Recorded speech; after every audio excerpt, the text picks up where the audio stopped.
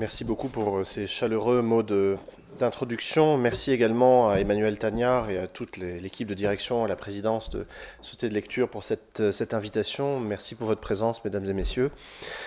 Effectivement, on est remonté à 1995. C'était un contexte tout à fait particulier.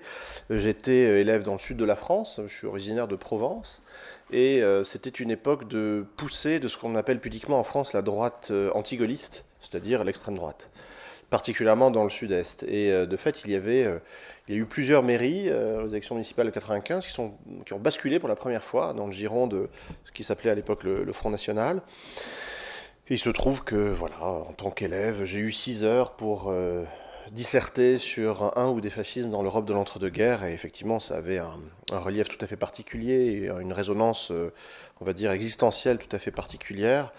Et c'est sans doute une des raisons qui m'a conduit à approfondir cette question-là, d'autant plus que, hélas, le succès de l'extrême droite et des extrêmes droites en Europe ne s'est pas démenti depuis, puisque désormais on peut faire des bras tendus en mondiovision en prétextant après coup qu'évidemment on a voulu envoyer des cœurs à la foule, et ça ne pose pas trop de problèmes.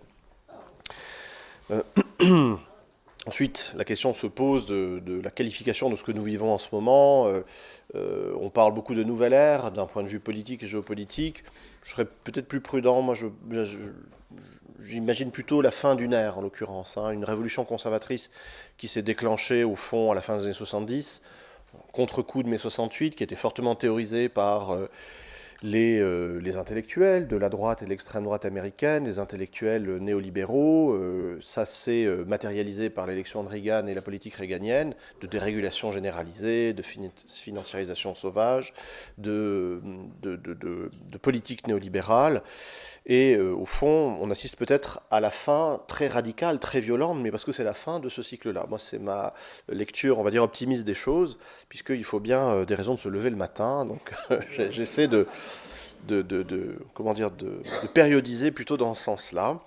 Et c'est effectivement parce qu'on est, je pense, dans un moment de forte, enfin de baisse de la croissance dans les pays anciennement industrialisés, et qu'il y a un hiatus et une divergence entre, d'un côté, une croissance dont la tendance est baissière, et c'est inévitable, et de l'autre côté, des exigences d'un capitalisme financier qui sont exorbitantes. Cette crise des ciseaux amène à la radicalisation politique de certains pouvoirs qui sont alignés sur le capitalisme financier et qui, dès lors, recourent à la violence, ouverte, brutale, vulgaire, immonde, pour arriver à leur fin. Autrement dit, on est peut-être actuellement dans cette phase finale de la révolution conservatrice où désormais tous les coups sont permis. On ne fait même plus semblant de respecter les normes du droit international telles qu'elles ont été élaborées depuis 1945, et que l'on respectait civilement, poliment après 1945 parce qu'on était dans une phase de haute croissance, parce qu'on pouvait se permettre cette fioriture juridique de respecter certains usages. Désormais, non. Là, on a tombé les masques. On veut envoyer des troupes au Groenland, on veut envahir le Panama, tout est permis. On veut saisir les terres rares de l'Ukraine dans une extorsion absolument atroce et indigne.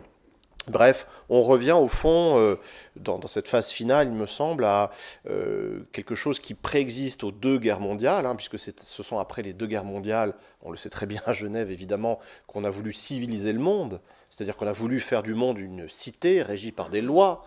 La SDN, c'était cela, hein, c'était une république des républiques, c'était un colloque démocratique au niveau mondial. On a voulu faire ça après les deux guerres mondiales, mais avant cette première guerre mondiale, il y avait cette période à laquelle l'actuel président des États-Unis se réfère, hein, la période 1870-1913, le Gilded Age, l'époque des robber barons, l'époque d'un capitalisme brutal, nu, sans nuance, et qui utilise l'arme de l'impérialisme militaire, de la guerre, pour tout simplement sécuriser des zones d'approvisionnement et d'extraction et sécuriser des débouchés sous la force de marché. Voilà, là on est revenu à ça. À mon avis, ça n'a qu'un temps, et on assiste déjà d'ailleurs aux contradictions et aux erreurs, hein, de ce nouveau type de régime, qui là encore est très conjoncturel. Je pense qu'on est toutes et tous sidérés par ce qu'il se passe, parce que c'est vociférant, parce que c'est vulgaire, parce que c'est brutal, parce que c'est honteux et sale, à tous égards, moralement, intellectuellement, politiquement. Mais c'est très conjoncturel. Parce qu'au fond, si l'horreur actuelle a pu être réélue, là, c'est parce que, tout simplement, les électeurs démocrates de 2020 ne se sont pas déplacés. Il a fait autant de voix, à peine plus que lorsqu'il a perdu en 2020. Voilà. Alors, les démocrates ont des questions à se poser, évidemment, sur leur ligne politique. Voilà pour cette brève introduction in medias res hein, pour l'actualité. Je ne pensais pas, lorsque j'ai rédigé ce livre, pas très loin d'ici, dans le Jura français cet été, qu'il y aurait une telle actualité et que, par exemple, ce matin, je serais appelé 4 fois sur mon portable par des journalistes qui voulaient m'interroger sur le dernier salut nazi de Tartampion ou la comparaison géopolitique avec les années 30 et les accords de Munich. Je ne pensais pas qu'on en serait là. Bon, je l'affronte avec sérénité et avec professionnalisme, et on va essayer de continuer à poser les choses intellectuellement, à garder son sang-froid, et c'est très important parce que la tactique fondamentale de l'extrême droite, toujours partout, c'est de vous sidérer par la brutalité, par la violence, verbale, physique, jusque dans le bureau ovale, hein, lorsque vous accueillez Zelensky, c'est de vous sidérer pour précisément vous écraser. Et lorsque vous gardez votre sang-froid et votre armature intellectuelle pour tenter de qualifier, de spécifier, de nommer ce qu'il se passe, vous apportez une contradiction déjà majeure à l'extrême droite. Voilà. Vous n'êtes pas vitrifié par la violence qui vous fait face. Et donc, c'est à cela que, modestement, les historiens du contemporain essaient de contribuer, et c'est à cela que j'ai voué cet ouvrage qui intitulé Les Irresponsables et qui est l'occasion de cette invitation. Merci Emmanuel. Alors c'est un ouvrage qui vient de paraître aux éditions Gallimard et qui trouve son origine dans une multiplicité d'interrogations de la part de son auteur, qui est à la fois un historien de profession, un enseignant-chercheur, qui est aussi un lecteur de presse, qui s'intéresse à l'actualité, qui aime bien comprendre ce qu'il se passe, et qui est aussi un citoyen. Et donc ce sont ces divers registres d'interrogation qui ont tourné mon regard à nouveau sur cette période de l'histoire allemande, de 1930 à 1933, qui est très peu connue, et de moins en moins, à en croire les programmes, en tout cas en France, et puis les manuels scolaires, puisque voulant bien faire les choses, et j'ai fait une espèce de recension générale de ce que l'on faisait dans les programmes, les manuels scolaires à ce propos, en l'occurrence, on ne fait rien. C'est-à-dire que c'est assez fascinant, il est désormais acquis qu'il n'est pas utile pour des élèves de collège et de lycée français des années 2020 de réfléchir à ce petit détail qui est la disparition d'une démocratie dans un des pays les plus puissants de l'Europe, au cœur du XXe siècle. On pourrait penser que c'est utile de réfléchir à cela, à l'étiologie de cela, c'est-à-dire aux causes qui ont mené à cette disparition de la démocratie, au cœur de l'Europe, au cœur du XXe siècle, mais non, puisque on trouve à peine quelques lignes dans les manuels de troisième et de terminale, désormais en France, et à ma grande stupéfaction, ce que l'on trouve est faux. J'ai été un petit peu médusé. Alors, c'est en écho évidemment avec ce que l'on entend dans le débat public, dans l'espace médiatique public, où là encore, tout ce que l'on raconte sur l'arrivée des nazis au pouvoir est faux. On entend que les nazis ont été démocratiquement portés au pouvoir, c'est faux. On entend que Hitler a été élu, c'est faux. On entend que mécaniquement, la crise économique entraînant le malheur social, ça a conduit, elle a poussé l'extrême droite à cette marée brune qui inexorablement prend le pouvoir, c'est faux. Donc ça, c'était pour le lecteur de presse. Pour ce qui est de l'historien, alors évidemment, c'est comme un musicien qui entend des fausses notes, ça agace le tympan, hein, ce genre de choses. C'est pour ça qu'on se tient loin des médias pour ne pas trop s'énerver. Et par ailleurs, c'est aussi l'historien de l'Allemagne qui a voulu réfléchir à cette question, parce que lorsqu'on est historien du 19e et du 20e siècle allemand, on entre dans un champ qui est structuré par la téléologie. La téléologie, c'est-à-dire l'orientation vers un point de l'histoire. Et l'explication rétrospective du passé par un événement. Cet événement, c'est le 30 janvier 1933. Lorsque l'on regarde la production historiographique sur le 19e et le 20e siècle avant 1933, on se rend compte que tout est censé mener à 1933. Tout est censé mener à l'arrivée des nazis au pouvoir. Alors on peut comprendre qu'effectivement, ce pouvoir nazi et ses dévastations multiples et un petit peu troublé les contemporains, et que, après la Seconde Guerre mondiale, bien des historiens aient voulu relire la période d'avant 1933 au jour de ce qu'ils avaient vécu, de la catastrophe qu'ils avaient vécue, et qu'ils aient été tentés de lire, par exemple, l'histoire du capitalisme allemand avant 1914, dans la perspective de la catastrophe nazie. Mais c'est une faute de méthode absolument massive et majeure en histoire. C'est l'amont qui explique l'aval, en bonne logique chronologique. Ce n'est jamais l'aval qui explique l'amont. Hein. Tous les hydrographes vous le diront. Sauf pour les saumons, peut-être, mais en l'occurrence, ou les truites. Donc, il y avait une volonté chez moi aussi de me confronter à cette période-là, parce que cela pèse. Quand on fait cours à des étudiants, ils ont tous en tête l'idée que, de toute façon, la révolution de 48 va échouer. De toute manière, la République de Weimar s'est foutue dès le départ, parce que les nazis arrivent. Et ils arrivent nécessairement, parce que la téléologie est une lecture de l'histoire en termes de nécessité. Tout mène à cela. Et cette lecture-là contrevient à notre conception de l'histoire, je dis nôtre en Occident, depuis en gros le XVIIIe siècle, selon laquelle, lorsqu'on est sorti des visions traditionnelles qui étaient cycliques ou providentialistes de l'histoire, et si on s'émancipe d'un déterminisme historique de type matérialiste qui là résonne mathématiquement, l'histoire est le lieu de la liberté, donc le lieu de l'indéfinition. Les sciences naturelles et les sciences de la matière s'occupent de la nécessité, les sciences humaines et l'histoire s'occupent de la liberté et donc de l'indéfinition. Le principe fondamental de méthode en histoire, c'est de considérer que rien n'est jamais écrit à un temps T. J'ai une vague idée de ce que je vais faire cet après-midi, ce soir et demain, mais ce n'est pas écrit. Il peut se passer bien des choses qui vont me faire dévier de ce programme. Autrement dit, à chaque moment dans l'histoire, et pour chaque contemporain, et pour chacune et chacun d'entre nous, c'est un vaste éventail des possibles qui est ouvert. Et là, on vient dénier cela aux Allemands d'avant 1933. Pour eux, on dire, ah ben non, il n'y avait qu'une seule voie, c'est celle qui menait au nazisme, et d'ailleurs, tout cela est confirmé par ce que l'on entend, la marée brune, la poussée nazie, la crise qui nécessairement amène les extrêmes, et donc l'extrême droite au pouvoir. Alors, moi, ça m'avait toujours interrogé, parce que, connaissant un petit peu tout de même l'histoire de cette période, même si j'ai approfondi les choses pour la rédaction de ce livre, je me souvenais avoir lu dans le journal de Goebbels, alors je confesse que c'est un hobby un peu singulier, mais c'est parfois utile pour trouver des documents et quelques explications. Je me souvenais avoir lu que Goebbels, à la fin de l'année 1932, va très mal, et qu'il dit pourquoi dans son journal. Parce que nous avons échoué, dit-il. Nous n'arriverons jamais au pouvoir.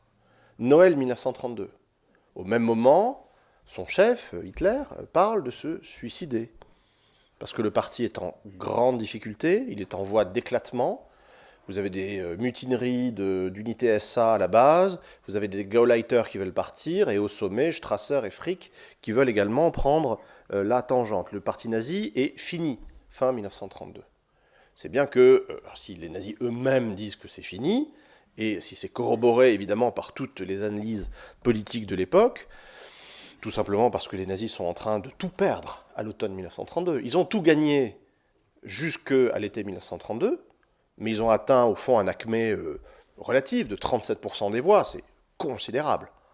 Mais ils n'iront jamais au-delà, en contexte démocratique, jamais. Ils plafonnent à 37. Et après ce plafond qu'ils ont atteint au fond entre avril, élection présidentielle, et juillet 1932, élection législative, ils décrochent. Mais ils décrochent sévèrement. C'est-à-dire que lorsqu'il y a de nouvelles élections législatives en novembre, ils perdent 2 millions de voix, 4 points, 34 députés. Alors, ça peut paraître mineur, mais pour des nazis qui ont été habitués jusqu'alors à une progression d'ordre quasi logarithmique, c'est une douche froide. Mais lorsqu'on resserre la focale, parce que là on parle des grands scrutins au niveau fédéral, hein, les élections du Reichstag, les élections présidentielles du Reichspräsident, mais la République de Weimar, c'est des scrutins en permanence, au niveau des districts, au niveau des cantons, au niveau des municipalités, au niveau des Länder. C'est un État fédéral. Il y a 18 Länder, avec 18 constitutions, 18 parlements, 18 gouvernements, des élections de renouvellement de ces parlements, etc. Et là, à l'automne 1932, c'est la chute, c'est le dévissage de type alpin, si vous voulez. Il s'effondre. Aux élections municipales de la ville de Weimar, en décembre 1932, ville ô combien symbolique, hein, c'est le lieu où s'est réunie l'Assemblée constituante en 1919, c'est une ville d'extrême droite dans les années 20, qui vote nazi très tôt. La Thuringe, où se situe Weimar, a été un land gouverné, c'était le premier des Länder gouvernés par un gouvernement d'union droite-extrême droite depuis décembre 1930. Les nazis s'avérant, au fond, depuis décembre 1930, des partenaires de coalition tout à fait respectables pour la droite. Contrairement à certains voyous de la SA qui ont tendance à apprécier de briser des mâchoires plus qu'à leur tour, le ministre Dr Frick, qui siège pour les nazis au gouvernement de Thuringe, avec ses collègues de droite, quelqu'un de tout à fait estimable. Il sait tenir une fourchette à poisson, faire la différence entre un verre à cognac et un verre à vin, il a les meilleurs usages du monde. Ce sont des gens du même monde avec lesquels on peut parfaitement traiter. Et puis par ailleurs, les nazis se sont révélés dans ces gouvernements de coalition, il y en a 3 quand même, hein. Dans 3 Länder, ils sont au pouvoir déjà avant 1933, hein. Et dans 3 Länder, ils sont au pouvoir et ne demandent à chaque fois que des choses tout à fait raisonnable. Il demande simplement le ministère de l'Intérieur. Voilà. Un seul portefeuille, le ministère de l'Intérieur. C'est tout. Ce qui arrange leurs partenaires de coalition, parce que les portefeuilles, on va dire, qui importent, l'économie, les finances, ça reste aux mains des gens sérieux, ça reste aux mains de la droite. Mais l'Intérieur, on peut le laisser aux nazis, ça leur fait tellement plaisir. Le ministère de l'Intérieur, comme vous le savez, c'est au-delà, en Allemagne, à cette époque, c'est au-delà du renseignement et de la répression, c'est toute l'éducation, de la maternelle à l'université. Et ça, les nazis, ils sont très attentifs.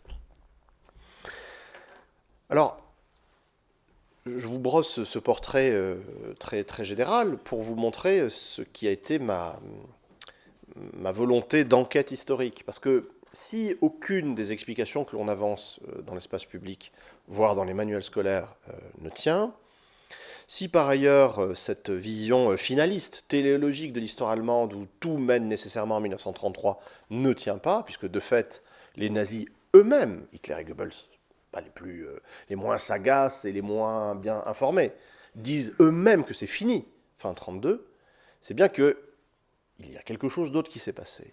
Et c'est là que rentre en ligne de compte ce que j'appelle précisément les irresponsables, et qui donne le titre au livre. Et c'est là également que le citoyen est présent, et je ne m'en cache pas, et je le dis très clairement dans l'épilogue du livre, où je retrace la jeunesse de cet ouvrage, et également la légitimité de la comparaison en histoire. Et je rappelle cette évidence pour toutes les historiennes et tous les historiens, que toute histoire est contemporaine. L'histoire grecque, antique, est contemporaine pour mes collègues, puisque aussi bien le questionnaire qu'ils adressent au passé est celui du présent. On ne faisait pas d'histoire des femmes dans l'Antiquité grecque il y a 30 ans. Voilà, maintenant on en fait. On ne faisait pas d'histoire de l'environnement il y a 40 ans. Maintenant on en fait. On ne faisait pas d'histoire ouvrière avant 1930. Bref, les questionnaires mutent, et c'est normal, et c'est quasiment un topos que de le rappeler, mais ça mérite d'être rappelé, puisqu'il y a toujours flottant comme ça, une espèce de ciel éthéré, platonicien des idées, l'idée selon laquelle l'histoire doit être objective, et que une histoire qui aurait quelques liens que ce soit avec une inquiétude actuelle n'est pas valable parce qu'elle est engagée. Bon, alors généralement, c'est un reproche qui vient de la part de personnes qui sont très largement engagées, mais pas forcément dans une appréciation critique de l'époque contemporaine, on va dire, et qui vont plutôt dans le sens du vent. Mais de fait, moi j'ai été incité à me replonger dans cette histoire, tout simplement parce qu'elle me revenait en mémoire, et que j'en parlais comme cela à la volée à mes étudiants, en disant, mais écoutez quand même, ce mélange, si vous voulez, de néolibéralisme, d'amour de l'entreprise, c'est très bien, hein, de quête du profit, de dérégulation sociale, de subventions massives aux entreprises sans contrepartie, etc., d'un côté, donc libéralisme, et de faibles convictions démocratiques de l'autre, et la France depuis 2017 est assez exemplaire de ce point de vue, avec des institutions de la Ve République qui permettent une hypertrophie du pouvoir exécutif au détriment du Parlement, et dans le cadre d'une politique de l'offre qu'il peut imposer à coup d'ordonnance, et parfois même sans tenir compte du résultat des élections, hein, comme depuis juin 2024, tout cela me travaillait et me rappelait précisément cette période où, en 1932, en Allemagne, étaient au pouvoir des libéraux autoritaires. Des gens qui étaient issus d'une famille de la droite, qui étaient nationales-conservatrices, bien sûr, et qui partageaient des valeurs conservatrices et nationalistes avec à la fois toutes les familles de la droite et avec l'extrême droite, avec les nazis, hein, qu'ils n'ont cessé d'inviter au gouvernement depuis 1930. Mais qui avaient une sensibilité libérale autoritaire dans la mesure où, encore une fois, ils menaient une politique de l'offre. Depuis le 4 juin 1932, on rompt avec l'austérité déflationniste du chancelier Brüning pour rouvrir les vannes budgétaires du Reich au profit des entreprises. On ne fait pas une politique de relance keynésienne, parce que, par principe, on ne donne pas de l'argent aux gueux et à ceux qui en ont besoin pour se nourrir. Non, on va donner de l'argent aux entreprises. Très bien. Et parallèlement, vous avez des crédits d'impôt, des exemptions d'impôt et une dérégulation sociale massive qui fait que vous pouvez exciper du droit du travail pour employer et renvoyer comme vous le voulez. Cette politique politique de l'offre, elle est adjointée à une critique radicale de la démocratie parlementaire. On a bien voulu la tolérer pendant quelque temps, depuis 1919, mais c'est terminé. C'est terminé parce que, déjà, ça prend trop de temps, c'est trop compliqué, et puis parfois aussi, hélas, la gauche gagne. Et ça, c'est pas raisonnable. C'est pas acceptable. C'est pour ça qu'il faut revenir un petit peu en arrière dans cette histoire, à la période 1928-1930. Entre 1928 et 1930, il y a en Allemagne un gouvernement de grande coalition. C'est d'ailleurs le gouvernement qui va prendre ses fonctions avec Friedrich Merz, CDU, CSU et SPD. La pratique de la grande coalition en Allemagne, comme en Autriche d'ailleurs, est née dans les années 20. Premier gouvernement de grande coalition, c'est le gouvernement Stresemann en 1923. Et puis vous avez un second gouvernement de grande coalition qui est très stable. Hein, il est au pouvoir de juin 1928 à mars 1930.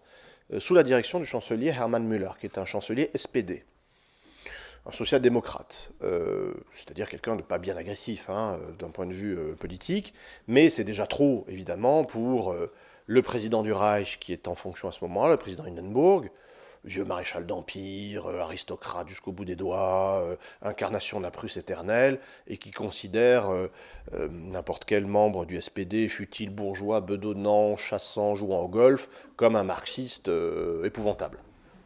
Et c'est quelque chose qu'il dit d'ailleurs, ça lui est physiquement insupportable d'avoir face à lui un chancelier social-démocrate. C'est un marxiste.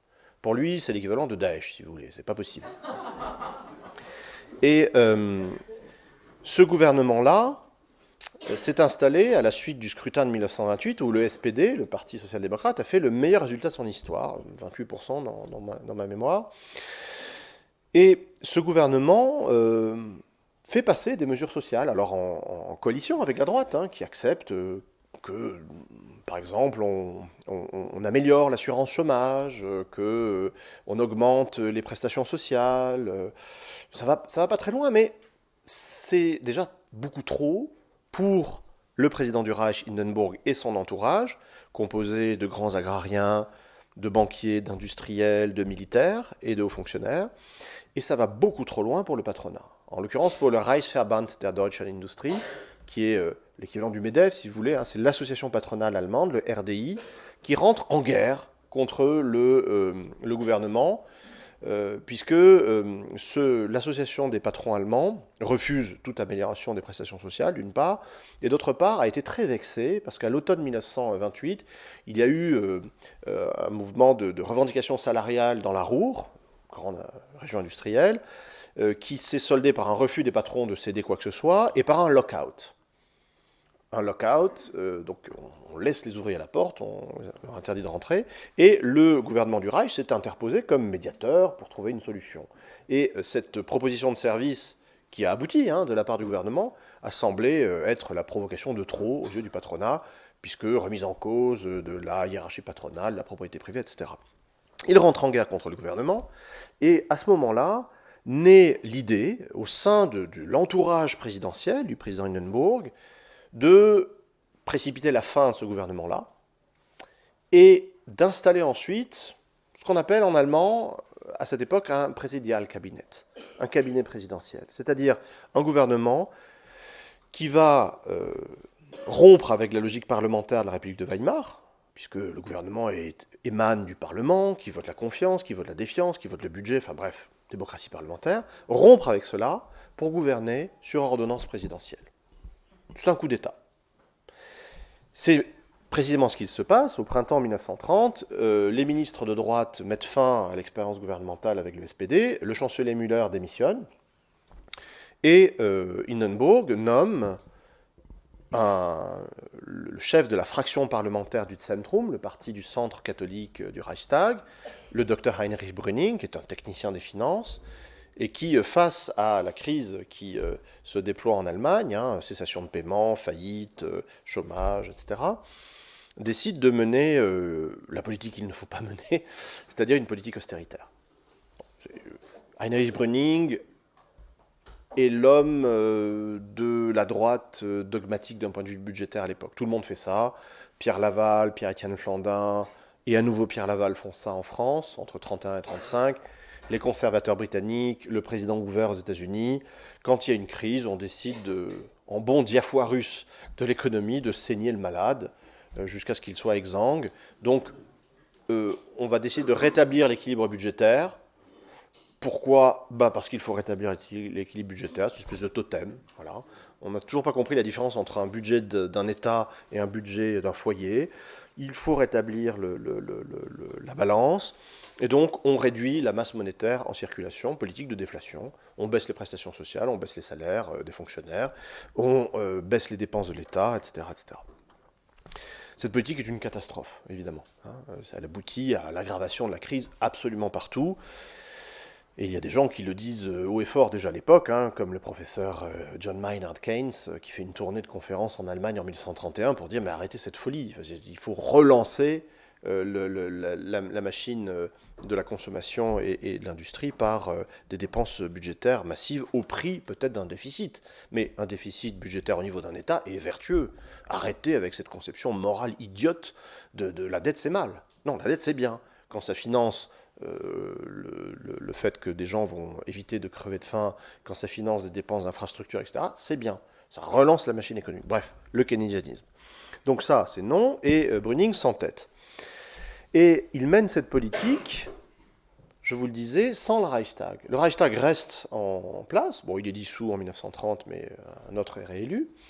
Mais contrairement au fonctionnement normal de la République parlementaire allemande, ce n'est plus le Reichstag qui vote les lois. Les lois, désormais, sont des décrets, qui sont des décrets-lois, par ordonnance présidentielle, sur le fondement de l'article 48 alinéa 2 de la Constitution de 1919, qui dispose que, en cas de péril majeur, de circonstances exceptionnelles, le président du Reich est habilité à prendre toute mesure qui rétablisse la normalité, etc. Bref, c'est la formulation classique, si vous voulez, des pouvoirs d'exception, avec toujours ce charme très poétique des articles qui définissent les pouvoirs d'exception, qui est précisément qu'ils ne les définissent pas. C'est-à-dire qu'il y a une latitude assez grande dans l'appréciation du pouvoir exécutif quant à l'opportunité de déclencher les pleins pouvoirs. Voilà, on dit en cas de péril majeur. Ensuite, l'interprétation peut être très créative d'un point de vue juridique, et elle ne va pas manquer de l'être à partir du printemps 1930, puisque le chancelier Brüning va gouverner sur ordonnance signée par le président, au nom des pouvoirs exceptionnels face à un péril majeur, mais alors que le constituant de 1919 avait imaginé évidemment ce que l'on imagine dans ces circonstances-là, une invasion du territoire, une catastrophe naturelle, une pandémie, que sais-je, là, on va faire passer, avec les pleins pouvoirs, une nouvelle taxe sur la bière. C'est-à-dire que, mais littéralement, c'est-à-dire qu'on va mobiliser l'extraordinaire pour faire passer l'ordinaire gouvernemental, en l'occurrence le budgétaire. Ça, c'est un mode de gouvernement pendant 2 ans.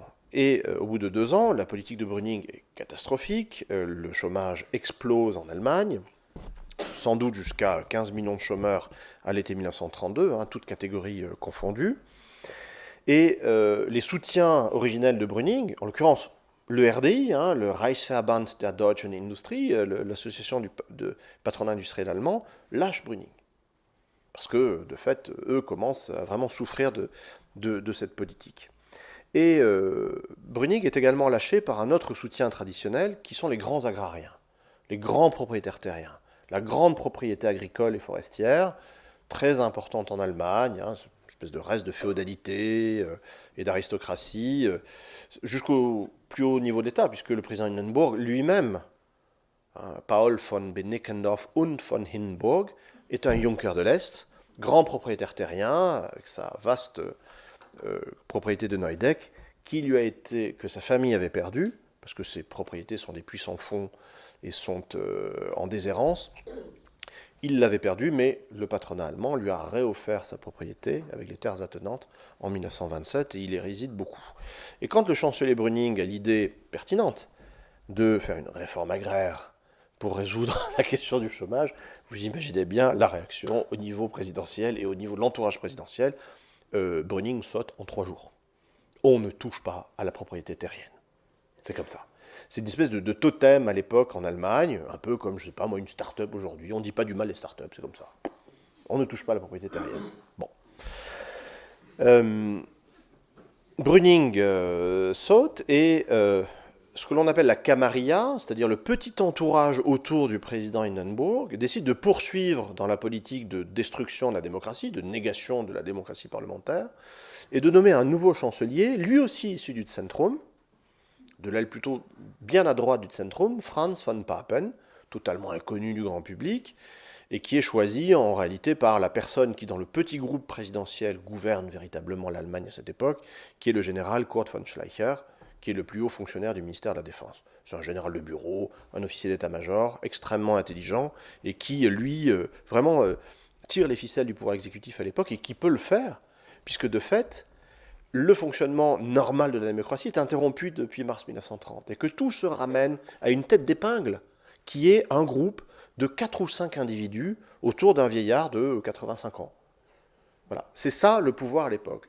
C'est-à-dire que la République de Weimar de ce moment-là nous donne à voir ce que c'est qu'un régime présidentialiste et ce que c'est que l'hyper-personnalisation du pouvoir. La concentration de tout le pouvoir dans des toutes petites mains et dans un cercle très limité qui n'est pas composé que de génies. En l'occurrence, l'entourage présidentiel est assez concernant, puisque il y a une personne qui est compétente, c'est le docteur Otto Meissner, qui est secrétaire général de la présidence du Reich, haut fonctionnaire. Il a servi Ebert, il sert Hindenburg, il servira Hitler. Lui, c'est la continuité de l'État, c'est le juriste. Donc lui, il a une vraie formation, si vous voulez. Il a fait de vraies études, il a un vrai cerveau, etc. Mais alors pour le reste, vous avez Elhard von Oldenburg-Januschau, excusez-moi pour le patronyme, mais c'est vraiment comme ça qu'il s'appelle, Elhard von Oldenburg-Januschau, qui est un ami d'Hindenburg, un grand propriétaire terrien, qui est un vieux casque à pointe, qui déteste, alors pas seulement les sociodémocrates, ça se comprend, mais qui déteste la République, qui déteste le parlementarisme, qui avait hurlé au Parlement en 1910, déjà, comme député d'extrême droite sous l'Empire, qu'en Allemagne, l'empereur devait être capable de dire à un lieutenant et à 10 hommes « fermez-moi ce Reichstag ». Voilà un petit peu le type d'univers mental, si vous voulez. Et c'est quelqu'un qui veille de manière très acariâtre aux intérêts des grands propriétaires terriens et de la grande propriété agricole. Et vous avez alors le plus stupide d'entre tous, Don Junior, hein, ou l'équivalent, qui est le fils Hindenburg, Oskar von Hindenburg, qui est un militaire, qui a fait une carrière médiocre et qui péniblement est arrivé en fin de carrière au grade de commandant, mais alors au forceps, et parce que c'est papa qui voilà, a permis que, et qui se trouve en 1925 à l'élection de son père, propulsé au cœur du Berlin politique, parce que son père le fait venir à la présidence, enfin il le fait pas venir parce qu'ils ont toujours vécu ensemble, mais il l'amène avec lui à Berlin, et il le bombarde, chef d'état-major particulier du président du Reich, et plus proche conseiller militaire. Alors lui, c'est une catastrophe. C'est une catastrophe et, in fine, il va avoir un rôle absolument désastreux. Donc c'est un petit groupe donc, qu'on appelle la Camarilla, hein, la petite chambre, le petit cabinet, qui est animé par des idées qui sont assez éloignées à la fois de l'intérêt général, du respect de la Constitution, de l'humanisme et de la fraternité humaine, hein, vraiment. Et qui sont gouvernés véritablement eux-mêmes hein, par des intérêts absolument sordides. La famille Hindenburg est une famille corrompue. La famille Hindenburg s'est fait réoffrir sa propriété qu'elle avait perdue, puisque toutes ses propriétés, je vous le disais, sont déficitaires à l'Est, par le patronat allemand. Ce qui, bon, déjà, en termes de conflit d'intérêts, ça peut paraître un peu suspect. Et par ailleurs, ils ont veillé à défiscaliser au maximum. La propriété a été mise au nom du fils Hindenburg et pas du père, pour éviter les droits de succession, ce qui est légal, mais du point de vue de l'honneur prussien et de l'image du président Hindenburg est un petit peu curieux. Et par ailleurs, après l'élection de 1925, dès 1926, miracle, une soixantaine de textes, législatifs, réglementaires, multiplient les aides aux grands propriétaires terriens à l'Est. C'est une gabegie épouvantable pour les finances publiques allemandes. C'est censé revitaliser les grandes propriétés à l'Est, mais en fait ça part en séjour d'hôtel sur la Riviera et en automobile de luxe, parce que de fait, les grands propriétaires terriens n'habitent pas sur leurs propriétés, vivent à Berlin, à Francfort, dans la jet set, et claquent un fric pas possible, issu des finances publiques. C'est un scandale absolument monstrueux où vous avez tout, de la corruption, de la concussion, la prévarication, vous avez vraiment tout le musée des horreurs morales et financiers. Et ça, les Hindenburg trempent là-dedans, mais jusqu'aux oreilles. Hein, jusqu'aux oreilles. Et ils veillent à cela, et ils veillent à ce que ça ne se sache pas trop. Et ça va être un levier très puissant de la part des nazis, hein, qui vont, à partir de l'automne 1932, commencer à révéler des choses que le tout Berlin sait par cœur, hein, mais ça ne se dit pas, parce que c'est pas poli, parce que c'est le président, parce que, etc. Mais là, les nazis vont commencer à dire, écoutez, voilà. Hein. Et ça va être un argument, effectivement, majeur pour convaincre, in fine, le désastreux fils Hindenburg que la solution nazie est au fond la meilleure, parce que, entre autres mérites, les nazis cesseront immédiatement leur campagne de presse contre la famille et ses petits intérêts sordides. Donc on voit bien que à partir du printemps 1930, on a affaire à des acteurs sociaux bien identifiés, aux fonctionnaires du civil et du militaire, grands propriétaires terriens, banquiers industriels, etc., qui ont fait un choix de rompre avec la démocratie. Parce qu'encore une fois, la démocratie, déjà on n'est pas pour à la base, hein, parce qu'on est une élite d'ancien régime. On regrette le Kaiser, on regrette l'Empire, etc. Donc la démocratie, on l'a acceptée vraiment du bout des doigts. Hein. Mais si c'est la droite qui gagne, ça va.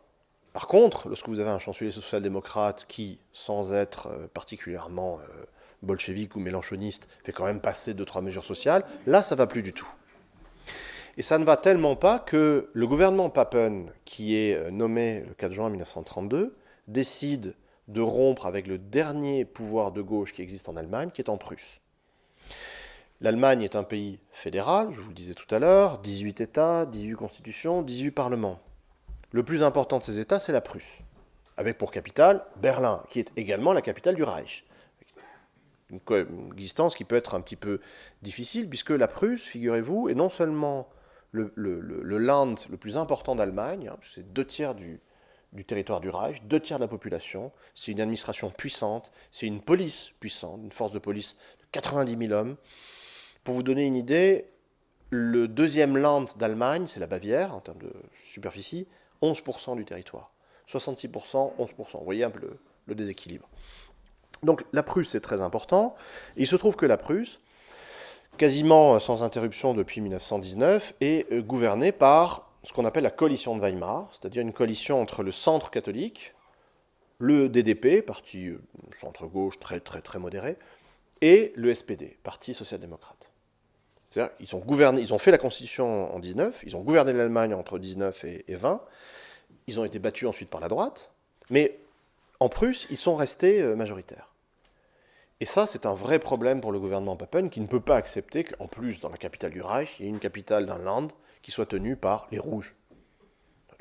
Rouges très, très, très modérés et délavés là encore, mais c'est insupportable. Parce que la fonction publique et la police prussienne sont, sans être des marxistes convaincus, sont composés de républicains convaincus pour le coup. Ce sont des gens qui, sans être des en pamoison devant Lénine, vont respecter la Constitution, respecter l'ordre public, avoir quelques vagues idées de justice sociale, enfin, vous voyez, ça, ce n'est plus possible.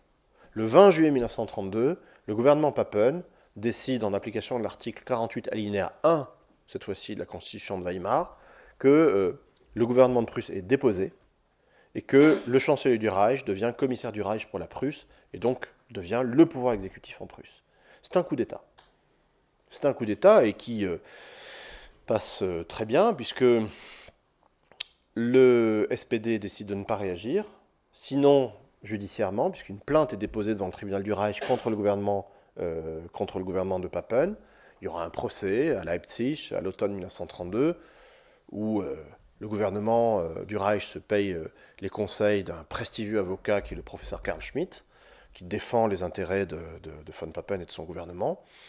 Mais l'idée de faire comme en 1920, au moment où Berlin s'était arrêté instantanément contre le putsch militaire de Kapp et Ludwig, cette idée-là d'une résistance active contre le coup d'État n'est pas privilégiée par la direction du Parti social-démocrate qui reste légaliste jusqu'au bout et jusqu'à l'absurde. Parce qu'il reste légaliste face à des gens qui ne le sont pas, en l'occurrence. Et ces gens qui ne le sont pas, ce sont ces irresponsables dont je vous parlais et qui donnent le titre au livre. Irresponsables parce que c'est assez fascinant, et là aussi il y a quelques échos avec l'actualité. On a l'impression de voir arriver sur la scène de l'histoire politique allemande une espèce de grands échalas, bien nés, parfaitement réticulés dans les meilleurs réseaux banquiers, industriels, militaires, de toutes les élites patrimoniales allemandes, mais parfaitement stupides.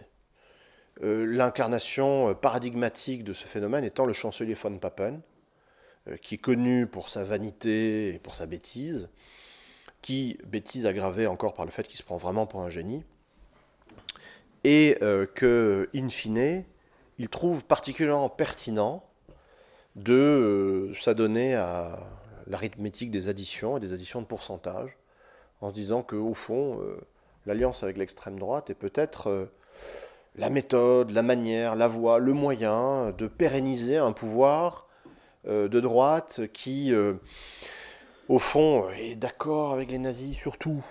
Hein, ça fait depuis l'automne 1930 que les chanceliers successifs, Brüning puis Papen, ne cessent de faire des invitations aux nazis. Mais venez au gouvernement, on vous donne l'intérieur si vous le voulez, venez à 2, 3, 4, venez comme vous êtes, participez au gouvernement. Et ils achoppent à chaque fois sur le fait que Hitler veut être chancelier. Il veut la chancellerie, il veut la direction du gouvernement.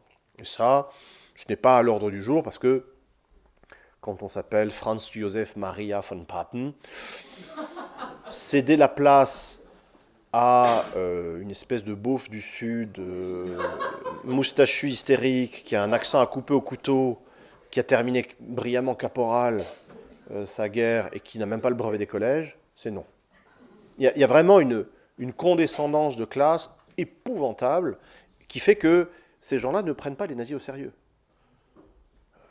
À part peut-être Goebbels, qui les inquiète beaucoup. Mais Hitler, non. Hitler, c'est un agitateur de brasserie, il a un accent du Sud, il est mal dégrossi.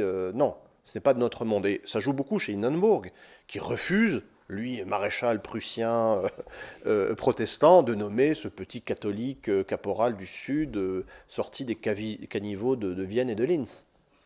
Hors de question.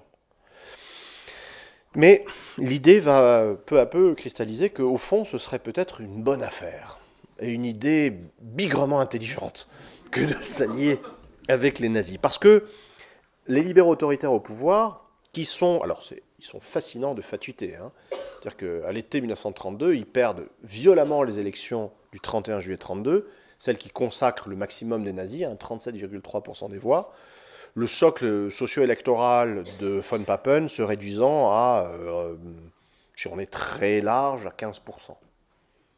Pas une majorité sur laquelle on peut faire grand-chose.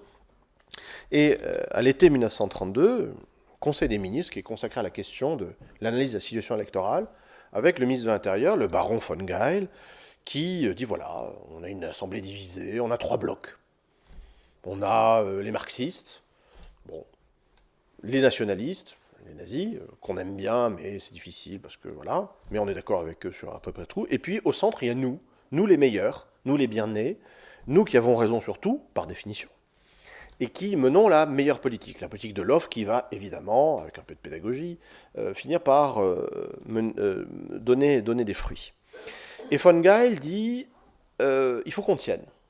Il faut qu'on tienne au pouvoir, il faut qu'on se maintienne au pouvoir et qu'on envisage toutes les manières de se maintenir au gouvernement le temps que la conjoncture change et que nous gagnions les élections, puisque les gens viendront nous baiser la bague, nous baiser l'anneau après nos succès économiques.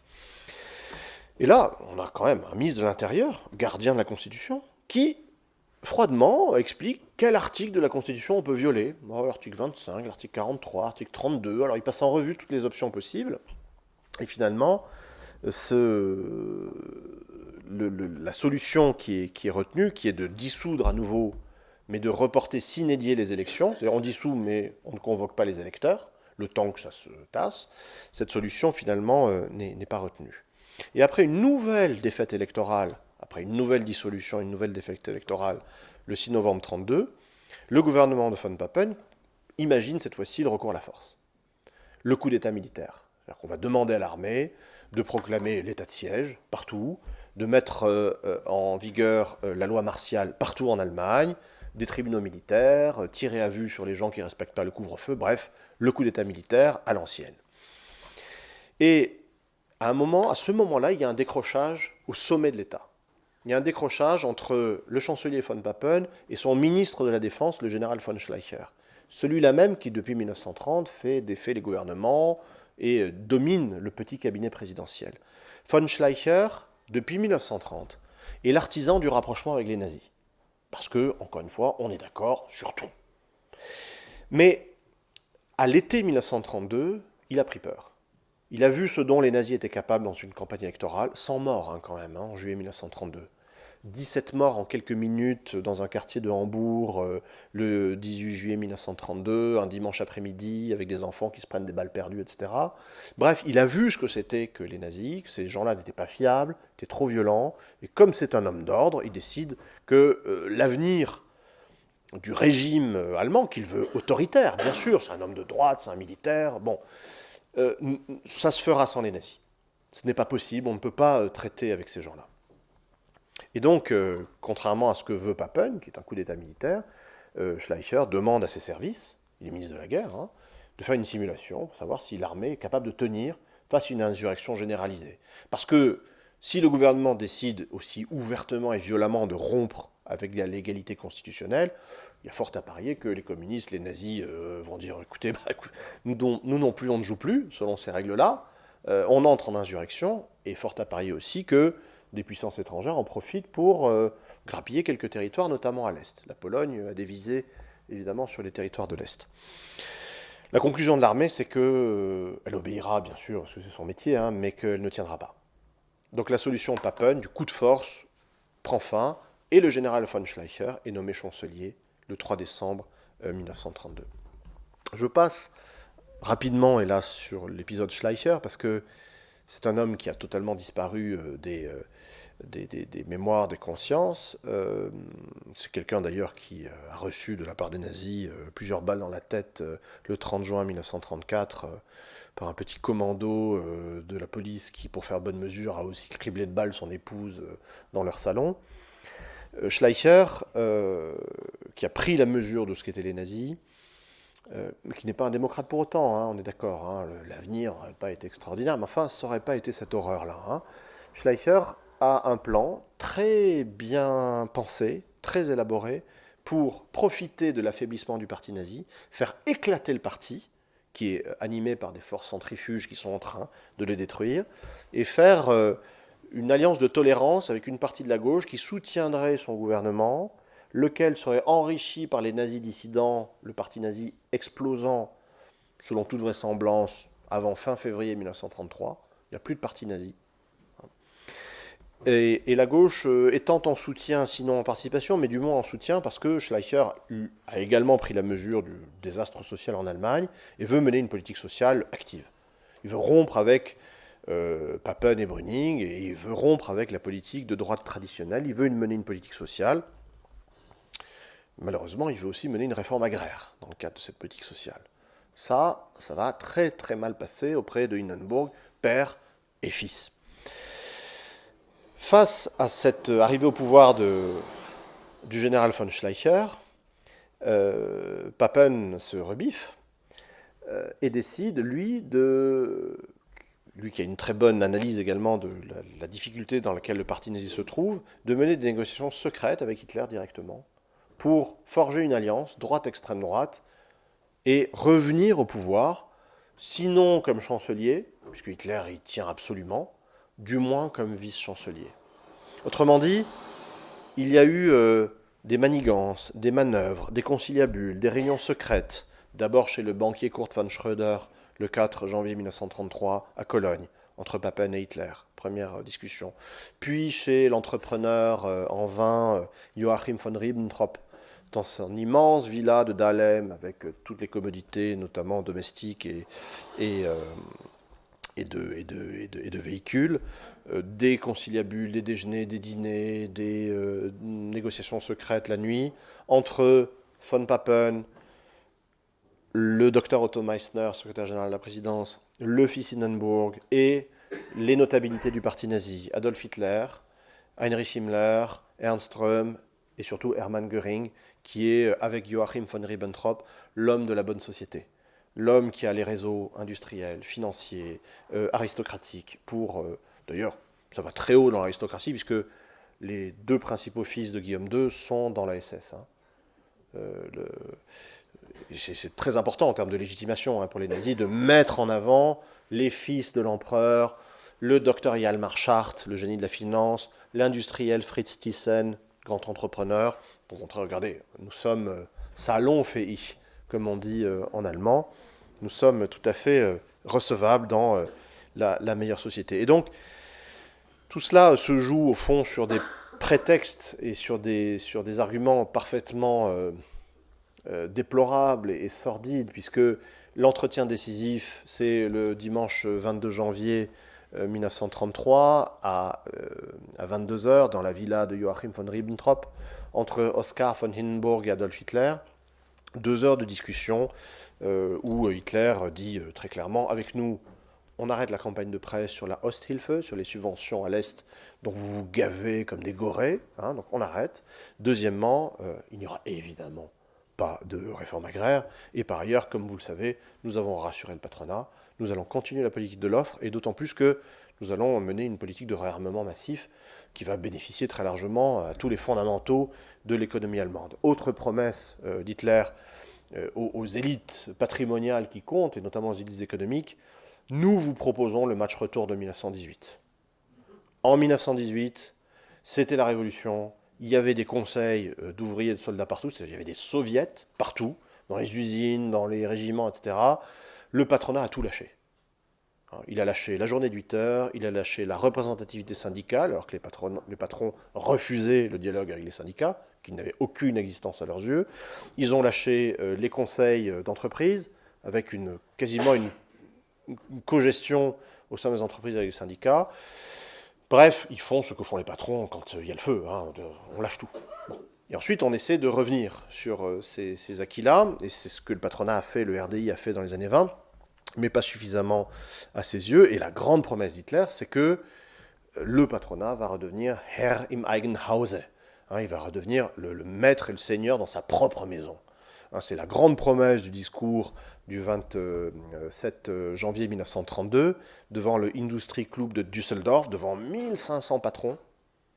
Et lorsque vous voyez les rapports des RG allemands, enfin de la police politique allemande, ils notent qu'il y a une standing ovation quand même pour Hitler, qui a offert ça. Mais avec nous, destruction du marxisme, thème englobant à la fois le SPD, le KPD et les syndicats, et on vous fait une loi qui fait de vous des Betriebsführer, des Führers d'entreprise. Et c'est la loi de janvier 1934. Donc, au fond, tous les astres sont alignés pour que on puisse faire affaire avec les nazis.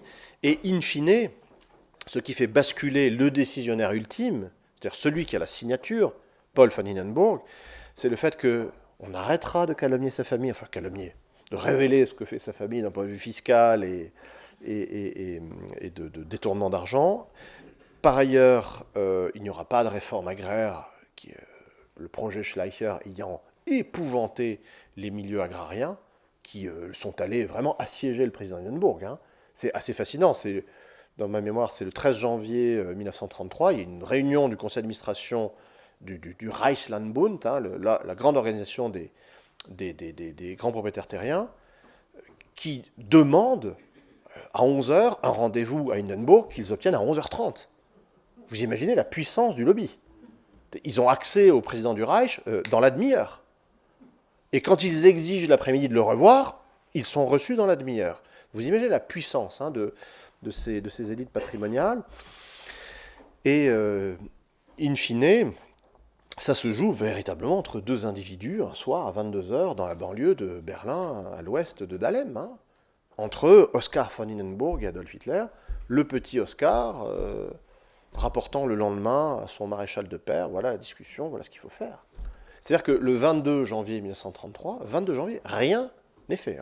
Les nazis sont certainement pas au pouvoir, parce que le président refuse. Et c'est lui qui a la signature. Et il y a des gens qui refusent aussi. Schleicher ne veut pas des nazis, etc. Et c'est Papen qui pousse dans cette direction-là, ce qui aboutit à ce qui est, aux yeux de Papen, un coup de maître, le gouvernement de coalition droite-extrême droite du 30 janvier 1933. À 11h15, ça y est, un jeune citoyen fraîchement naturalisé, de 43 ans, parce que Hitler a été naturalisé un an auparavant, un peu moins d'un an auparavant, en février 1932, par un gouvernement d'un Land tenu par les nazis et la droite, un gouvernement de coalition droite-extrême droite, le Land de Braunschweig, le ministre de l'Intérieur nazi de Braunschweig ayant naturalisé Hitler, prête serment donc le 30 janvier 1933 à 11h15. Et c'est un cabinet que la presse appelle le cabinet Hitler-Papen, puisque c'est un cabinet de coalition où la droite est ultra majoritaire.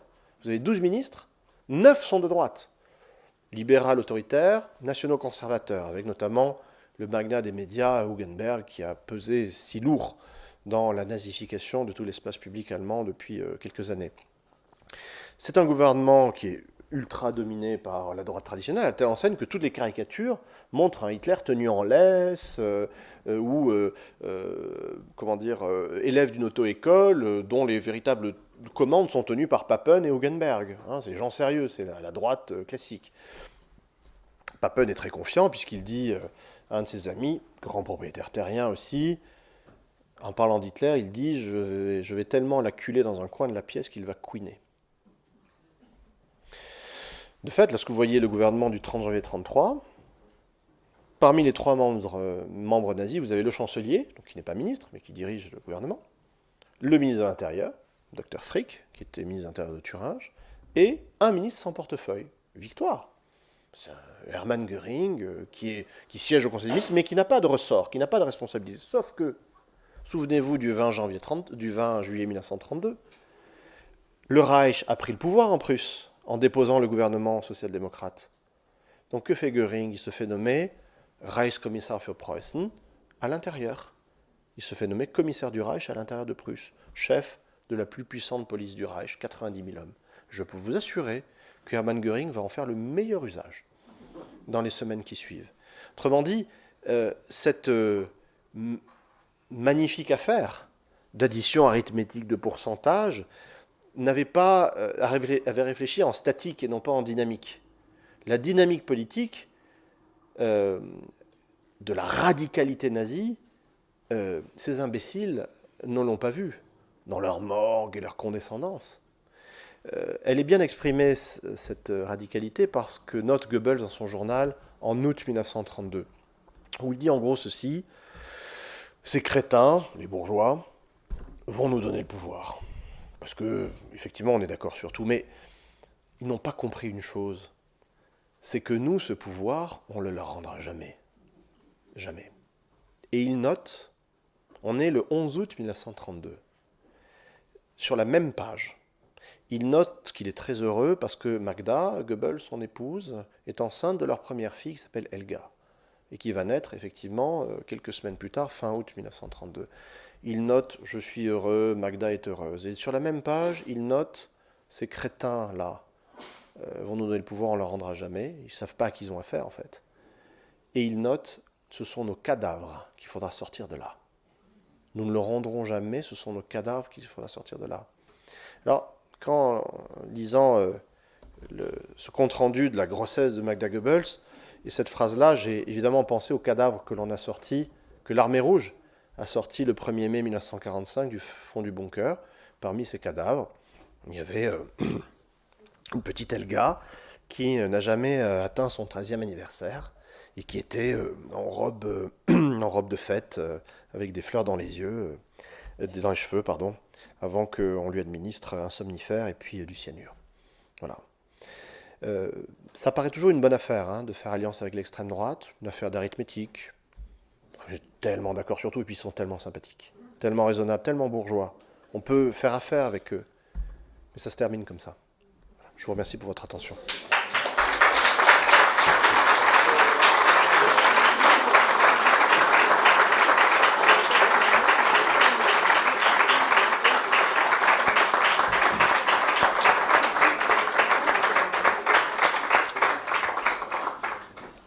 Un immense merci, Johann Chapoutot, pour ce brillant panorama que vous nous avez donné. C'est à la fois glaçant, c'est passionnant, parce qu'il faut prendre le recul de l'histoire dans les temps sidérants que nous vivons. Et votre expertise est extrêmement intéressante. Alors, c'est le moment des questions. Johann Chapoutot, vous allez signer tout à l'heure votre livre, et j'en profite pour dire qu'il y a la librairie du Boulevard qui est ici avec pas mal de vos livres. Et si vous avez des questions, c'est le moment de lever les mains. Et non pas de tendre le bras. Parce qu'en ce moment, c'est à la mode. Bonjour, merci Bonjour. beaucoup pour cette conférence. Je me demandais si vous aviez prévu de traduire votre livre, et si oui, dans quelle langue? Alors, ça, c'est l'éditeur qui s'en charge, et les droits étrangers, puisque le livre a déjà été acheté dans 5 pays, avant même la parution. Voilà. Donc comme ça, il y aura une grande diffusion potentiellement internationale. Alors, comme ne disaient pas les nazis, Inch'Allah. Une autre question?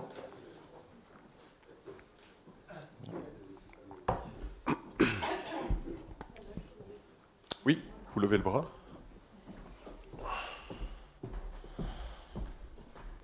Bonjour, merci beaucoup encore pour ce magnifique exposé.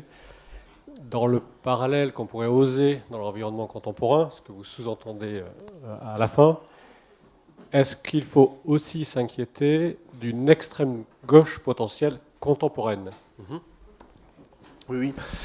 C'est effectivement un thème qui revient souvent. Moi, ça me fait un peu penser à la manière dont CNews et BFM avaient rendu compte des grands incendies en Gironde à l'été 2022. Il y avait eu pour la première fois sur le continent européen des méga-feux. Des feux qui sont très très complexes à éteindre, qui ont des dynamiques très puissantes. Et moi, j'avais entendu que c'était la faute des écologistes.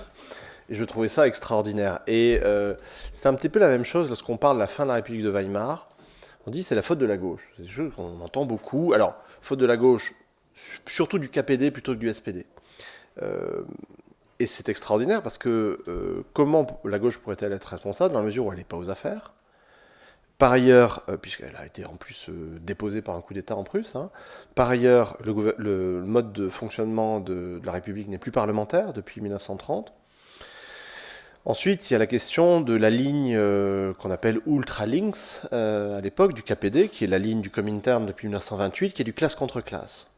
Et qui, effectivement, a été problématique dans la mesure où la ligne du Comintern adoptée par le KPD était combattre la social-démocratie.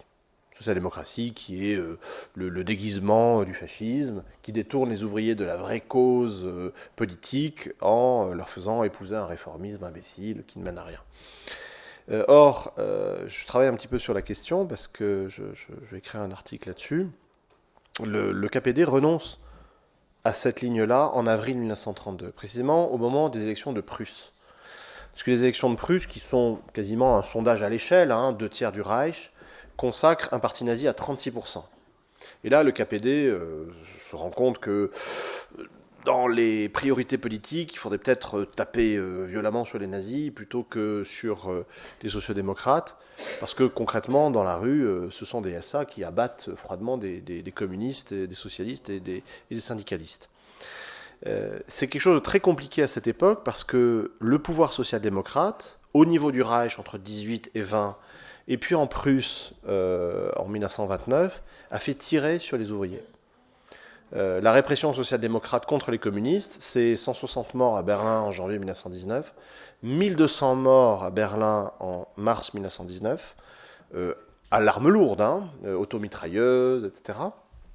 Puisque ce sont tous les stocks, évidemment, de l'armée en guerre qui viennent sur le territoire national.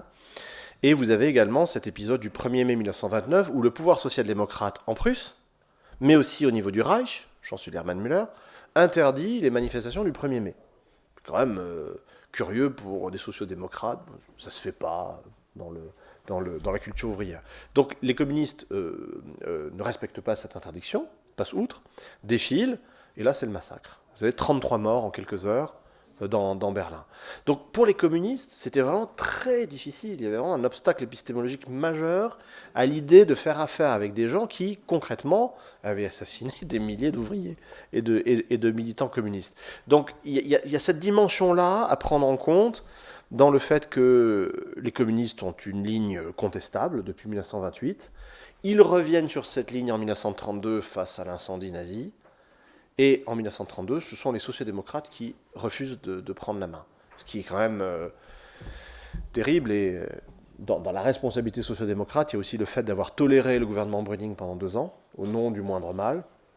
Et le fait aussi que quand Schleicher, en décembre 1932, dit aux syndicats et aux sociodémocrates « Faites comme avec Brüning, tolérez-moi, ne me renversez pas, parce que moi j'ai un vrai plan, contrairement à Brüning, un vrai plan pour faire éclater le parti nazi et faire en sorte que ce cauchemar disparaisse de notre histoire », là, les sociodémocrates disent non. Alors qu'ils ont un plan argumenté en face. Schleicher est très intelligent, très bien informé, il a mis tout Berlin sur écoute, avec les services du renseignement militaire, de manière tout à fait illégale, parfaitement informé. Mais le SPD qui a baissé électoralement, alors que les communistes, eux, ne cessent de monter, dit à Schleicher, on doit se refaire une identité, une crédibilité de gauche. Donc on va s'opposer à vous. Et c'est là qu'au moment où ils auraient été décisifs, avec la centrale syndicale qui, elle, voulait soutenir Schleicher, le SPD se retire et retire le tapis sous les pieds de Schleicher. Ce qui est une des raisons de son échec. L'hypothèse Schleicher, j'insiste beaucoup dans le dernier chapitre, parce que, typiquement, c'est ce mode de raisonnement contrefactuel en histoire. Que se serait-il passé si le SPD avait soutenu Schleicher, etc., qui nous permet de rompre avec la téléologie et le finalisme en histoire. Hein, tout était écrit, c'était inévitable, les nazis allaient gagner, tu parles, ils étaient foutus, ils le disaient eux-mêmes, hein, donc c'est bien qu'il y a eu quelque chose d'autre qui s'est passé. Eh bien, le raisonnement contrefactuel, il est beaucoup développé par mes collègues allemands, que je cite, hein, pour la séquence décembre 32, janvier 33, où tout était possible, et où l'hypothèse la plus plausible, c'est la disparition des nazis, disparition du parti, et un gouvernement autoritaire, le cas échéant, si ça tourne mal, avec le soutien de l'armée, de la part de von Schleicher. Encore une fois, ça n'aurait pas été un Éden démocratique, mais ce n'aurait pas été cette horreur qu'on a connue.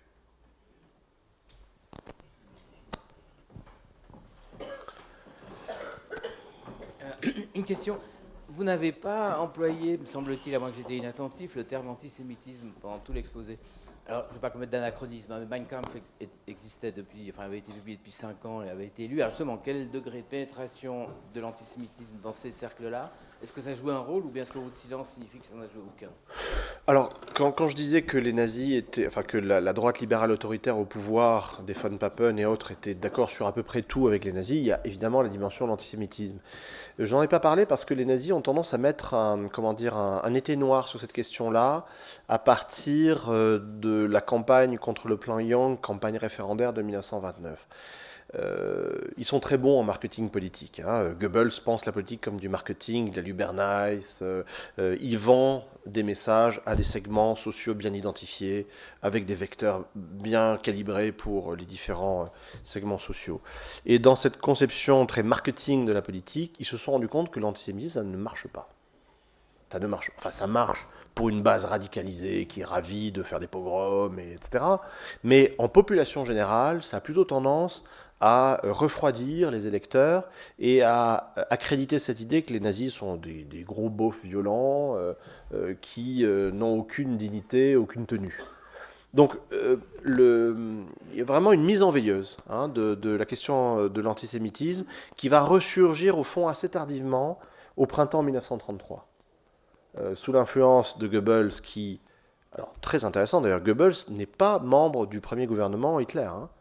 Parce que Goebbels est identifié par les élites patrimoniales à une ligne nazie qui serait une ligne trop sociale. Goebbels a une sensibilité sociale, il estime qu'il faut mener une politique sociale. Donc ça, pour le patronat, c'est niette. Donc Goebbels est complètement écarté de toutes les négociations de l'automne 32 et de l'hiver 33. Et il n'est pas ministre le 30 janvier 1933. Il est nommé ministre après les élections du 5 mars, qui se déroulent dans des conditions épouvantables, qui ne sont pas du tout des élections valables, où les nazis, là, tapent à 44%, mais Goebbels n'est nommé que le 11 mars 1933. Et à partir de ce moment-là, lui, qui, pour le coup, alors, est un antisémite absolument rabique, là, déchaîne une propagande de tous les diables et organise la journée de boycott, avec des accents pogromiques, c'est vrai, du 1er avril 1933, qui est un échec, là aussi. Ce qui fait que là encore, il y a une remise en veilleuse de la question antisémite à ce moment-là. Donc c'est difficile pour les nazis, cette question-là. Ils y tiennent, pour des raisons évidentes, mais, comment dire, d'un point de vue de communication politique, ce n'est pas opportun. Je voudrais poser une question sur l'actualité actuelle de l'Allemagne. Je regardais l'autre jour la carte des élections d'il y a quelques jours, et en fait, l'ancienne DDR a voté à plus de 95% pour l'extrême droite. Alors, pas à 95%. Hein, non, mais il m'a semblé que oui. Les couleurs étaient quand même... Oui, non, effectivement, mais les couleurs indiquent une majorité relative de 30-35%, mais effectivement, c'est la quasi-totalité du territoire de l'ancienne RDA. Oui. Alors, je voulais savoir comment vous analysez ça par rapport à la menace russe, par rapport à la décision de l'Allemagne de réarmer massivement. Voilà. Alors, ça, pour le coup, ce sont des questions peut-être plus géopolitiques, plus distinctes, en fait, de ce qui s'est passé électoralement. On observe que l'AfD, l'Alternative für Deutschland, qui est le parti d'extrême droite, a muté depuis sa création en 2013. C'est à l'origine un parti plutôt de l'Ouest, un parti bourgeois, en gros de profs de fac. Ce sont des gens qui sont des scrogneux, qui estiment que le Deutschmark c'était bien, que l'euro ça va pas, qu'on n'a rien à faire avec les Grecs, que le Sud dépense trop alors que le Nord est vertueux, enfin bref, ce genre de choses. Ce parti ensuite se greffe sur le mouvement Pegida, mouvement de rue qui est un mouvement intitulé Patriote contre l'islamisation de l'Occident. Ça fusionne et ça donne ce parti d'extrême droite qui, là, pour le coup, va commencer à s'implanter essentiellement à l'Est. Là, on trouve que, on se rend compte que le rééquilibrage est net avec l'Ouest. Hein. L'AfD atteint des scores de 30% à l'Est, mais atteint des scores de 20% maintenant à l'Ouest, ce qui n'était pas le cas auparavant. Pourquoi ça vote à l'extrême droite à l'Est? Parce que, premièrement, il y a eu un problème mémoriel sous la RDA. La RDA avait la lecture marxiste traditionnelle qui est le fascisme, c'est la cause des élites. Ce sont les élites qui ont suscité l'horreur fasciste pour maintenir leur pouvoir, leur taux de profit, etc. Ce qui correspond assez largement à la réalité. Ce qui correspond moins à la réalité, c'est que par dogme politique, le peuple est immaculé. Ce n'est pas la faute des ouvriers paysans allemands, c'est la faute des élites. D'où un double mouvement en RDA qui a été une très intense dénazification, qui n'a pas du tout eu lieu à l'Ouest, ou alors là on a recyclé toutes les élites traditionnelles dans la guerre froide, puisque l'ennemi c'est le communisme, donc on recycle du nazi tant et plus. Zéro dénazification à l'Ouest, hein, vraiment. Hein. Par contre à l'Est, alors là, l'ancien nazi fait pas long feu. Hein. Et l'autre mouvement à l'Ouest, à l'Est, ça a été de dire que le peuple est par nature, hermétique à la pénétration du fascisme. Donc il n'y a pas eu de travail mémoriel, si vous voulez. Le travail mémoriel qui a eu lieu à l'Ouest, à partir des années 70, dans le sillage de la révolution étudiante, enfin du mouvement étudiant, qui est largement un mouvement contre les parents nazis. Hein. Ça, c'est la première chose. Ce qui fait qu'au fond, en RDA, et notamment dans les dernières années, dans les années 80, vous aviez une scène, comme on dit en allemand, une Szene, hein, un underground d'extrême droite, rebelle, jeune, anticommuniste, anti-DDR, anti-Stasi, etc., qui se réclamait ouvertement du Troisième Reich, et ça faisait partie des groupes d'opposition internes à la RDA. Vous aviez les chrétiens évangéliques, démocrates, et vous aviez les néo-nazis, mais qui officiellement n'existaient pas. Alors que les chrétiens évangéliques étaient représentés, puisqu'il y avait un pluripartisme en RDA, et il y avait un parti chrétien-démocrate. Après 1990, vous avez ce phénomène qu'on appelle abusivement réunification, mais qui n'en est pas une, parce que ce qui est créé après 90 n'existait pas auparavant, donc c'est pas réunifié, hein, ça n'existait pas. Les historiens actuellement parlent plutôt de Übernahme, voire de Anschluss pour la RDA. Ça a été d'une violence sociale absolument inouïe. Là, les travaux maintenant, avec le recul et l'ouverture des archives, ont permis de le documenter abondamment.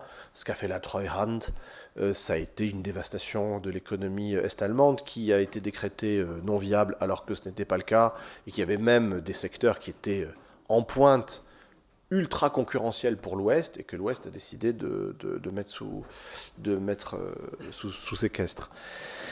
Cette dévastation-là de l'économie ouest-allemande, ça a donné des taux de chômage qui allaient jusqu'à 40%. Avec une fin d'un monde qui était un monde très problématique à bien des égards, mais qui était aussi un monde où toutes les tâches domestiques étaient socialisées, cantine, laverie, crèche, et vous aviez un taux d'emploi des femmes de plus de 90%. Proportion inverse à l'Ouest, à peu près 10% d'emploi des femmes en 1990, c'est délirant. Hein. Et donc, tout cela a suscité un traumatisme de masse en RDA, qui s'est exprimé par plusieurs phénomènes. Le phénomène de la ostalgie, hein, ce jeu de mots sur Ost et nostalgie. J'ai beaucoup entendu ces phrases, Unsere kleine Republik, notre petite république, avec ses services sociaux, son plein emploi. Il y a vraiment une nostalgie de tout cela, en passant peut-être un peu vite sur certains aspects moins agréables, on va dire. Mais c'est réel. Et comme est tout aussi réel, la dévastation économique et sociale de l'ex-RDA. Et ça, alors là, c'est une, comment dire, porte ouverte hein, pour l'extrême droite, évidemment, qui joue beaucoup sur alors, la promesse de politique sociale qui est totalement fausse, parce que comme d'habitude, l'extrême droite ne fera rien socialement ni économiquement, hein, c'est la politique des élites patrimoniales ouvertement, hein, programme politique de l'AfD, une caricature qui ferait passer Reagan pour un mec de gauche. Hein. C'est impressionnant, hein, ou Macron, c'est incroyable. Mais voilà, il y a cette promesse, évidemment, et puis cette réassurance identitaire, hein, vous êtes les meilleurs, vous avez beau être un pauvre type en Marseille et à boire des bières et à fumer des cigarettes toute la journée, mais vous êtes la race supérieure. Enfin, on connaît le chose. Ah oui, merci beaucoup, parce que je comprends très bien que c'est très très difficile de voir... Ah, pardon, comme ça, pardon. Je sais que c'est très très difficile de faire le résumé de 3 ans de l'histoire en 1 heure, c'est quasiment très... Merci beaucoup déjà pour cela. Mais ma question est peut-être, parce que j'ai tort à le formuler, j'ai essayé pendant 30 minutes à l'écrire. En fait, c'est que il y avait un historien en Suisse, il y a 50 ans, Roland Ruffieux, il a écrit La Suisse entre 2 guerres. Et dans le préface de ce livre, il écrit que la raison pour laquelle elle a commencé d'écrire ce livre, c'était qu'il ne voulait pas avoir les problèmes que la Suisse avait pendant les années 30. Et il a essayé d'esquisser tout le contexte socio-économique qui était assez lourd, aussi lourd ici en Suisse, mais la différence, c'est qu'en Suisse, la gauche a gagné. À Genève, à Zurich, à Bâle, même à Zug, 32, 33, 34, il y avait des élections quand même superbes. La Genève rouge, tout le monde peut peut-être le connaître. Mais alors ma question, c'est que comment, comme un historien, vous-même, est-ce que vous essayez de vous échapper des parallélismes en histoire? Parce qu'aujourd'hui, on parle toujours que Munich 38, Écoutez, etc. Alors, comment s'échapper, comme vous dites, des parallélismes, dans la mesure où vous avez des acteurs sociaux qui, en mondiovision, font des saluts nazis? Là, pour le coup, les références aux années 30, ce ne sont pas les historiens qui les font, ce sont Monsieur Musk avec ses saluts nazis, ou les commentateurs ensuite qui vont parler effectivement de Munich pour ce qu'il se passe actuellement en termes géopolitiques. C'est vrai qu'on a affaire, avec les proclamations vociférantes de Trump, à une conception des relations internationales qui ne sont pas relationnelles, pour le coup, qui rappelle bigrement ce que disaient les nazis dans les années 30. Hein. C'est-à-dire qu'on va, on se sert, on prend, c'est la loi du plus fort, etc. Donc, si vous voulez, ces parallèles-là ne sont pas le fait des historiens. Dans un second temps, les historiens en sont saisis, parce que eux-mêmes s'interrogent, et puis parce que leurs étudiants leur posent des questions, parce que les journalistes les assiègent pour savoir si nous sommes en 1932, etc. Et sous l'influence de cette demande sociale, on se saisit de la question, effectivement, pour voir si la comparaison est légitime. Et c'est pour ça que j'ai consacré un long épilogue, 55 000 signes, je pense, à cette question-là, à la fin de mon livre, pour revenir sur la notion de comparaison en histoire, qui est par définition ontologiquement permanente, parce que la comparaison est une opération intellectuelle la plus banale qui soit. Encore une fois, pour définir et spécifier, on compare, même sans le savoir. Quand on fait l'histoire, on compare de manière tacite, dans la mesure où c'est un être du présent qui écrit sur le passé, et qui adresse encore une fois les questions du présent au passé. Donc la comparaison, elle est toujours là. Ensuite, il faut voir si elle est heuristique, c'est-à-dire si elle est élucidante, si elle apporte quelque chose à la connaissance, à la compréhension du passé, et si elle peut apporter quelque chose à la compréhension du présent. J'ai la faiblesse de croire que oui, d'autant plus dans le contexte que nous connaissons. Hein. Encore une fois, cet été, je ne m'attendais pas à ce qu'on me téléphone à l'AFP pour savoir si un salut nazi était un salut nazi. La réponse est oui, c'est un salut nazi. Je ne pensais pas vivre ça, mais bon, après tout, pourquoi pas. Sachant que, pour ne pas repartir en faisant grise mine, nous avons de réels motifs d'espoir par rapport à nos aînés. D'une part parce que, contrairement à nos aînés, nous savons à quoi nous en tenir. Ce sont nos cadavres qu'il faudra sortir de là, dit Goebbels, voilà, à bon entendeur salut. Et nous sommes censés l'avoir entendu et l'avoir vu. Donc voilà. c'est quelque chose qu'il faut rappeler. Hein. Ce que je vous disais, l'affaire de l'alliance avec l'extrême droite, ce n'est pas qu'une affaire d'arithmétique, hein. Ce n'est pas qu'une affaire de statique additionnelle, c'est une affaire de dynamique politique qui est dangereuse. Et par ailleurs, outre le fait de savoir, nous vivons dans un monde qui, certes, violemment attaqué par les brutes actuelles, est plus civilisé, du point de vue géopolitique, du point de vue international, du point de vue normatif, en interne comme en externe, puisque après 1945, on a tenté de tirer quelques leçons de ce qu'il s'était passé. Et par ailleurs, nous bénéficions d'instances qui mettent en application ces normes, qui sont beaucoup plus solides qu'auparavant. Un exemple tout simple, la magistrature. La magistrature allemande de 1932, c'est comique, si vous voulez. C'est-à-dire que c'est une magistrature de droite extrême ou d'extrême droite, avec des divergences jurisprudentielles qui sont burlesques. On a des statistiques qui montrent très bien que lorsque vous êtes un communiste qui met une claque à un nazi dans la rue, vous prenez 15 ans.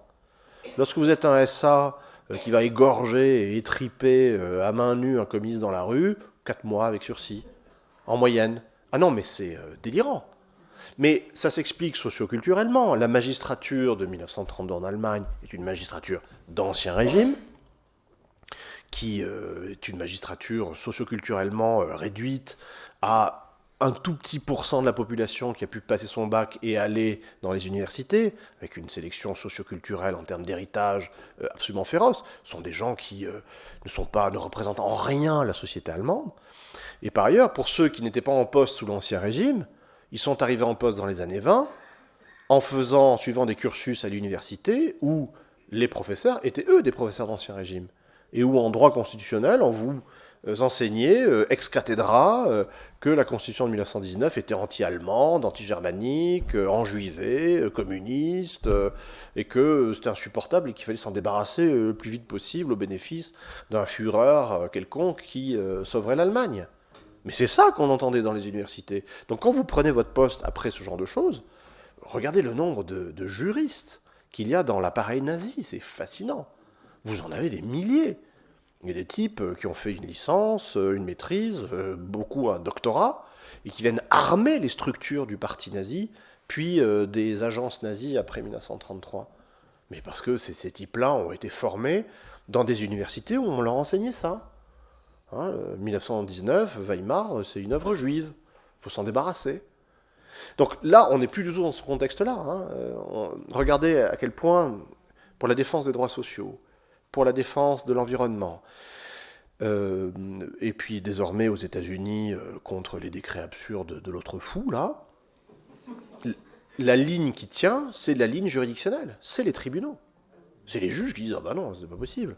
La 69 en France, c'est un tribunal administratif qui a stoppé. Mais qu'est-ce que c'est que cette absurdité? On ne va pas construire cette horreur, ça ne correspond à rien. Bam, c'est un tribunal administratif qui dit non. Donc heureusement qu'on a... Et ça, alors, ça peut paraître mineur, mais ça ne l'est pas. Parce que... Il a déjà annoncé que les juges avaient Trump, bien sûr, mais ça...